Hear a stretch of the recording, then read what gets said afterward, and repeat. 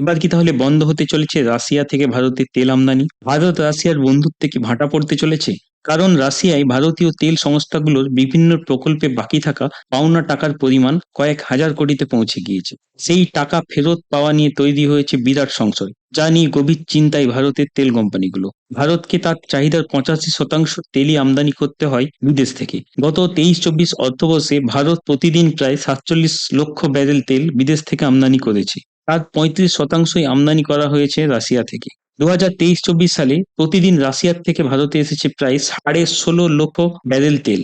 ইউক্রেনের সঙ্গে যুদ্ধ শুরুর পরে পশ্চিমী দুনিয়ার নিষেধাজ্ঞা এড়াতে এবং যুদ্ধকালীন অর্থনীতি সামাল দিতে কম দামে তেল বিক্রি শুরু করেছিল রাশিয়া। সেই সুযোগ হাতছাড়া করতে চায়নি ভারত। আমেরিকা ইউরোপের চোখ রাঙানি উপেক্ষা করে মস্কো থেকে তেল আমদানির পরিমাণ বাড়িয়ে দেয় নয়াদিল্লি। হাজার নিষেধাজ্ঞা আসতে থাকলেও রাশিয়া থেকে তেল আমদানি বন্ধ করেনি বন্ধু দেশ ভারত। বলা যায় যুদ্ধের সময় রাশিয়ার অর্থনীতি বাঁচিয়ে রেখেছিল ভারত। সেই জন্যই শুধুমাত্র ভারতের জন্য তেল কেনায় বিশেষ ছাড়ও দিয়েছিল রাশিয়া। বর্তমানে ভারতে তেল রপ্তানিকারক দেশগুলির মধ্যে শীর্ষস্থানে রয়েছে রাশিয়া, কিন্তু পশ্চিমী এশিয়ার তেল রপ্তানিকারক দেশগুলির সংগঠন ওপেক থেকে তেল কেনা কমিয়ে দিয়েছিল ভারত। তো প্রায় 2.5 বছর ধরে চলছে রাশিয়া ইউক্রেন যুদ্ধ।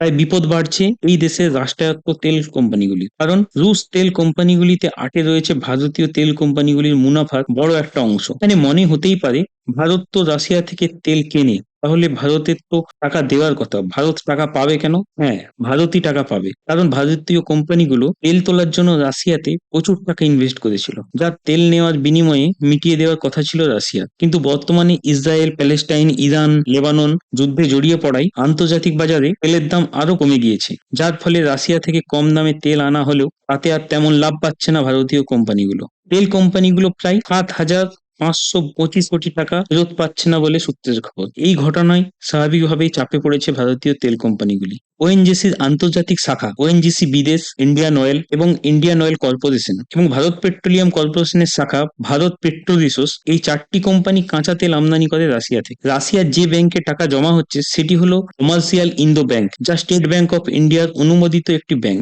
ইউক্রেনের সঙ্গে যুদ্ধ শুরু হবার পর থেকেই রাশিয়ার প্রথম সারির ব্যাংকগুলি আন্তর্জাতিক আর্থিক লেনদেন প্রযুক্তি বা সুইফট পেমেন্ট সিস্টেম বাদ পড়ে যায়, যা এখনো অবধি চালু হয়নি। সেই কারণেই লাভের অংশ দেশে ফিরিয়ে আনতে পারছে না ভারতীয় কোম্পানিগুলি। এর পাশাপাশি যুদ্ধ শুরুর পরেই পশ্চিমী দেশগুলির নিষেধাজ্ঞার কারণে রাশিয়া যে ধাক্কা খেয়েছিল, সময়ের সঙ্গে তা সামলে উঠছে মস্কো। এখন দেখা যাচ্ছে যুদ্ধের প্রভাব তো রাশিয়ার অর্থনীতিতে খুব একটা পড়েইনি, উল্টে মজবুত হয়েছে দেশটির অর্থনীতি। ভারতীয় তেল সংস্থার আধিকারিকেরা মনে করছেন রাশিয়ার তেল প্রকল্প আটকে থাকা ভারতীয় অর্থ ভারতে ফিরিয়ে না এনে বিকল্প ব্যবস্থা গ্রহণ করা উচিত। কি সেই বিকল্প ব্যবস্থা? রাশিয়ার ব্যাংকে জমা টাকা ফেরত না পাওয়া গেলে সেই টাকা রাশিয়ারই বিভিন্ন প্রকল্পে পুনর্বিনিয়োগ করবে ভারতীয় কোম্পানিগুলি, যা ভবিষ্যতে রাশিয়াতে ভারতীয় তেল কোম্পানিগুলির ব্যবসা বাড়াতে সাহায্য করবে। তবে এর মধ্যে একমাত্র ব্যতিক্রম ওএনজিসি বিদেশ।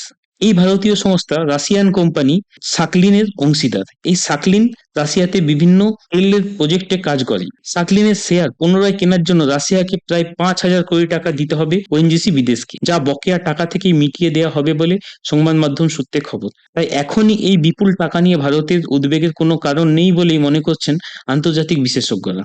ভিডিওটি ভালো লাগলে লাইক করুন, শেয়ার করুন। এরকম আরো অনেক ভিডিও পেতে চ্যানেলটি সাবস্ক্রাইব করুন। ধন্যবাদ।